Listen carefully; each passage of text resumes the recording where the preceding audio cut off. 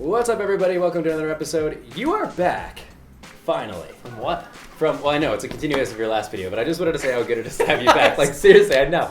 Because we just shot mine. I know, but I'm just saying, it's good to have you back because I know you had, your ups and downs up in the north doing your little motorcycle trip with Winston. It's a little jaunt, But just a quick pop to the shops. I know. But you left me and Vivi here so fucking bored that we would take Olivia to H&M just so she could play with the clothes. Like, that was the whole day. Well, She called me, she's like, you want to go play with the clothes with Olivia? And I'd be like, hell yeah. I actually would have preferred that to a lot of the things that happened to us up there, that's for sure. Are you drinking rum out of a bottle? You're on my channel now, bitch. Get used to it. Well, and I can swear. Now I can swear? You can swear on my channel, bro. Well, holy Shiite Muslim. Welcome to the Prozzy Show. Can I say that? Shiite oh. That one might be a little iffy, but anyways. Let that be the test. Yes. Okay. So the first thing I wanted to mention is that this isn't like a bashing on China or anything, and it's not, Of course. I've made a whole video about how convenient this place is to live. It's just, there's minor annoyances that you guys might find when you come here for the first time. Can I break the fourth wall a little bit? Actually, planning this, we didn't script this episode, but we did plan a couple things that we might say. Right. As we usually do, and we actually came to the conclusion that China's incredibly convenient. We were looking at other people's videos about like other countries, and we're like, China's pretty awesome. Yeah. But we do have some things that are very, very annoying. Just because it's convenient doesn't mean there are not annoyances, because there's plenty. Exactly. So the first thing I wanted to talk about is the smoking culture here. Now, if you're a smoker and you're coming to China, you're going to actually have a great time. You're going to have a blast. Oh, it's going to be great, because it's just this great time. Everywhere. I'm just assuming that's what smoker people do when we're not around. I did smoke for many, many years, and when I first came here, I absolutely enjoyed it. Yeah. The thing is, granted, nowadays more and more people are less and less people are smoking now. True. Now that the education's out and people have more access to that kind of information. But a shitload of people still smoke in China. Yeah, for sure. Like a lot, especially girls now, younger girls. Bizarrely enough, when I first came here, there's no girls that were smoking. But now it's everywhere. It's like the cool thing for the girls. It's like back in the '80s type thing. And that's kind of what it's like. If you are our age and you grew up in the 90s, or 80s, I guess in your case, you old fuck, you go and you remember what it was like, it's like that, but way worse. Because at least in the 90s, you had like a smoking section in a restaurant, right? Here you just smoke anywhere, in the elevator, and ashtray with cigarette butts right in front of us. Yeah, exactly. And I'm not saying I care about smoking that much. I'm not like that asshole who's like, excuse me, I'm just right here. Can you put out your cigarette? Like, I get to be that asshole when someone's smoking in the elevator with my kid. With your baby, it's a lot different because she doesn't have the opportunity to say something, but it's obviously really bad for a developing person's lungs. Yeah, exactly. But they don't have that education. He has no idea. So usually they're quite nice, and they go, oh, yeah, and they'll put it out. I have had rude people that are like, fuck you. Yeah, for sure. Absolutely. Jesus, yeah. It happens. Yeah. Because they don't understand why someone would tell them to stop smoking. They've been fucking smoking their entire life here, everywhere they want. So to get some vanilla-faced McDonald's guy being like, don't smoke here, like, fuck you. Go fuck yourself, Get the fuck out of my country. And the thing is, like, again, I don't care about smoking. Like, I got some smoke. I worked in a kitchen forever. Everyone I worked with smoked, and it never bothered me, right? You come here, you go to any club at like 1 o'clock in the morning, like a nightclub, a dance club here in China, your eyes will burn. Oh, man. Even if you are Even as a smoker, I was going to say, just like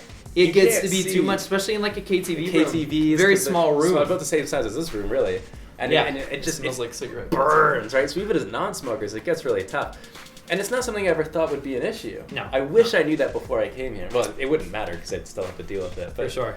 That, and like, I would say that is one of the number one things that people notice as soon as they get here is everyone smokes and there's construction everywhere. Those are the two most annoying things that you will notice immediately. That's up there.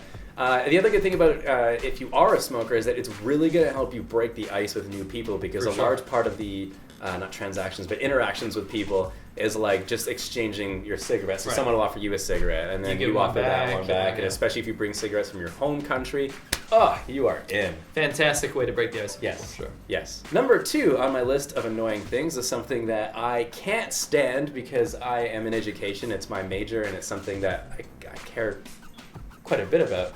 Is the lack You're into kids. Are we still making that joke? Yeah. Is the lack of discipline that Chinese parents seem to have with their kids in public. Okay, so I think it's a bit of an Asian stereotype in the West that Asian parents are super strict. Yeah, that's not the case. No. At all in China. No, it is when it comes to school. Yeah, like say, you got to do your homework, you got to get good grades and stuff. But disciplining your kids in China is not something they do. Oh my goodness! I remember, when I first started teaching here, I go back home. People are like, "Oh, is it crazy there? Do they like really punish their kids and they're like really strict with them and stuff?" I know they probably are. Not like these crazy American kids running around. Woo, doggy! No. Totally wrong. Just to give you an example of this, I was in Walmart just yesterday actually, and I was buying something, and they had their kid in the cart, as you do, and this kid is just like. He's a kid. He's full of energy, and he just wants to get some stimulation, just something, right? Make me nervous. And he's just like, oh, and he's just fucking with shit. He's fucking with everything. He's like throwing shit, and the mom was like, "Hey, don't do that," right? And if my mom did that, I'd be like stuck because I'm scared of my parents. Like they're fucking scary. Of course. But he's just fucking raging, right? And then he climbs over the little. Beep thing that the woman uses to plug into all the code, the Walmart employee. He like leans over and starts like smacking shit. And at this point, the employee was like no, and like grabbing the kid's hand because the parents have no fucking control over their kid. It happens. It happens all the time. Any restaurant you go to, it's gonna happen a lot. You'll see like you'll be sitting down eating, and there's just kids fucking haywire all the time. It's really weird. And something you might think, oh, well, that's not gonna bother me. I don't have kids. I don't care. But we're just walking around the mall, and some kid just like grabs your leg because he's like playing tag with another kid, and he's like hiding behind you, the foreigner, and the parents are like, oh, ha ha ha, so funny, and you're like, no, get your fucking kid off my leg, Jesus Christ. If you're in a bad mood, I usually don't care. Right. Number 3 on my list is healthcare in China. It's not what healthcare? Yeah, just a little foreshadowing there. It's not like third world bad, but it is. It's encroaching on that. It's getting there. It's not Nicaragua, but it's probably like Bolivia. Well, I don't know. What's Bolivia's healthcare like? It's probably terrible. Okay. If you're Bolivian, it might be awesome. Let us know down below. We don't have any Bolivian subscribers. I also don't care. Okay. So the thing, we both have experiences of being in Chinese hospitals for various reasons, usually motorcycle related. But actually, 100%. 100% of the time, it's always about motorcycles. But the one thing that we find is like, it's just dirty. We have a saying in English, we say, hospital level clean, right? My chef used to say that all the time. I want this place like a hospital, right? If you meant a Chinese hospital, then that means cockroaches, no hand soap, and blood stains everywhere. Yeah, disgusting. If you guys are Chinese, we were talking about this earlier. It's something, and I apologize we didn't do our research on, as to why Chinese hospitals don't have hand soap. They do have hand sanitizer. Sometimes. They did not have hand sanitizer in the place where Olivia was born. That's true, and that was actually a rather clean hospital. That was a very good hospital. But you'll go to the washroom and you come out and you want to wash your hands. You're in a fucking hospital. You're trying to be respectful to the patients that might be sensitive to the bacteria you're carrying around, and you can't wash your hands. No problem. There's an open wound. I'm getting open heart surgery. Yeah. Don't worry. Jim down the hallway has shit all over his hands. It's totally fine. What if Jim gets curious and opens the door? Yeah. Let's do some quick hospital stories. Okay, sure. So if you guys went back and watched my worst mistake in China, how I lost my knuckle, how this shit happened, yeah, that's it. That's like a half dip. They didn't fix my knuckle, basically. He just put a cast on me, it didn't work. But you guys already know that story. I can't believe I have to hear this story again, because you have a really disgusting one that makes you want to throw up every fucking time you tell it. Oh. A few years ago, I broke my knee. I decided to take a custom bobber that me and Winston put together. This is also the one that almost killed me. In a rainy parking lot that used to shoot flames out of it, and it was crazy. Anyway, out of the bike. My wife said, "Don't ride in the rain. Don't do this. This is bad." And everyone's watching, and I wanted to show everyone the bike that I had just finished that day, by the way. Yeah. So I rev it up. I go screaming down the parking lot at night in the rain. Lock up the back wheel because Vivi's standing in front of me like this. Yeah. Because she's so mad she doesn't even get out of the way. So I'm like, shit, I don't want to hit my wife. So I lock up the back brake and I purposely lay the bike down on top of myself. I slide with the bike as it's laying on top of me, and my knee is going bump, bump, bump, bump, bump on the cobblestone. Probably 80 kilometers an hour. I'm wearing shorts, by the way. My kneecap is in my shin, and you can put the pictures up here. My kneecap was in my shin, basically, and what happened was I had cracked the actual cap, right? Yeah. So it had shifted down, it was dislocated, and then the cap was cracked. Very, very painful, as you can imagine. You know what Vivi did, by the way, when she saw what happened? I know, but they don't. She kicked me in the ribs as I was down. She goes, I told you not to do that. Anyway, long story short, that is a very visceral tale. I'm surprised I didn't save that for my channel. Fucking disgusting. I went there to the hospital the next day, and I went to the bone-specific hospital in Huizhou, by the way. It was very expensive, very good, very nice. I go in there. He looks at it, and he goes, let's get you in for an x-ray. I'm like, ah! Yeah. He takes an x-ray. He's like, yep, that's cracked here. And he goes... slurps it right back into place. I say slurp, doesn't make any sense, but that's actually what it sounded like. Noise it made. Sounded like a slurp. And it was one of the most painful experiences of my life, and he puts it back, and then they obviously got to cast it up. But there was no warning to that. There was no anesthesia. There was not like anything. And then he goes, here, have this. And he gives me tramadol. Now, tramadol is not an opiate. I'm deathly allergic to opiates. So I asked him in Chinese, I said, is this an opiate? I need to make sure I'm going to die. Like, I'm really, really allergic to opiates. It runs in my family. And he's like, no, it's a synthetic opiate. It's totally fine. I take one as opposed to the two he tells me to take, right? I spent the next 8 hours, like, hugging Vivi in bed, like, crying and throwing up everywhere with a high fever. I had the worst reaction you've ever seen in your life. So not only did I go break my knee, I went and got it forced back into place. He's like, no, you're fine. Pats me on the butt and sends me home with drugs that could kill me. So that's healthcare in China. There you go. That should sum it up for you pretty well. The last thing on my list, and again, these are in no particular order, I'm just kind of listing them off as I go, is the lack of logic in China. Or I guess you can call it Chinese logic. Okay. This is something that infuriates most foreigners when they come here. Okay. I think I know where you're getting at. Yeah, and this kind of ties into your Chinese medicine TCM thing. Yeah, Chinese medicine. I'm going to preface this whole thing with, does that mean before? Yes. I'm going to preface this whole thing with, Teacher, right? yeah, Okay. with, it's like this. It's a lot easier to believe something than to understand it. Yes. And Chinese people really fucking run with that. That is tantamount to Chinese culture. Yeah. If their parents tell them something is true, it is true. It's not only true for them, it will be true for 10 generations. It'll be true for 10,000 years. That is how Chinese medicine works. No, exactly. And it's so annoying because they'll have all these really odd beliefs that don't make any sense, that scientifically we know are not true, but they just run with it. And there's nothing you can tell them that is any different. Like if you talk while you're going pee, it will damage your bladder.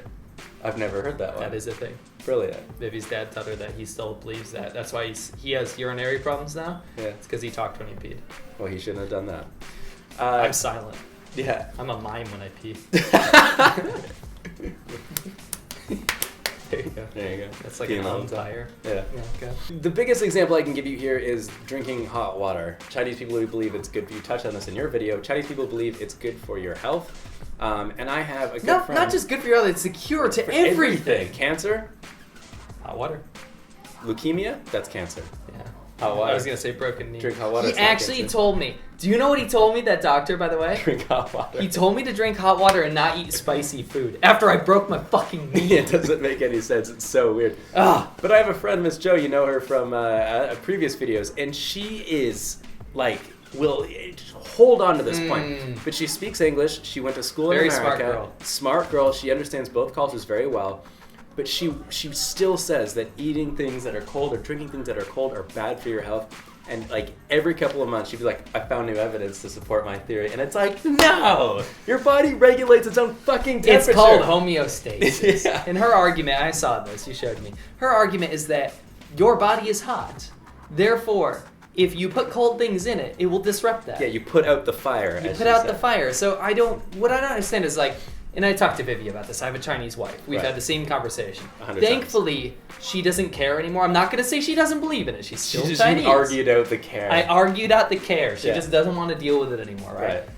But I wanted to talk to her a little bit about the basic science. In homeostasis is like one of the first things you learn in science class. Right. It's a very, very basic scientific principle. How do our bodies regulate themselves? Homeostasis. So like, why is your blood hot even when it's cold out? Homeostasis. Your body deals with that, right? It so when you put radiates fucking something heat and shit, yeah. when you put something inside your body that's cold, it Like turns whiskey. hot. It's no problem. Well, yeah, that's not whiskey. Like rum. Like rum. Anyways, yeah. So these are things that I almost want to say that we used to find annoying, and that kind of you know. You definitely used to. We're definitely, I mean, that's why I feel like we're more Chinese now that we've lived here for so long, is that these things really just don't bother us anymore. Sure. So it was kind of hard for us to come up with this list of stuff we find annoying because they don't really the thing bother is, us that much. Don't say that doesn't give away to what we said, because all these things are stuff we find very, very annoying. But we think about daily life and we think about how convenient it is. It's unbelievably convenient. But when you really spend a little bit of time here, not just your first day, not your second day, you're going to love it.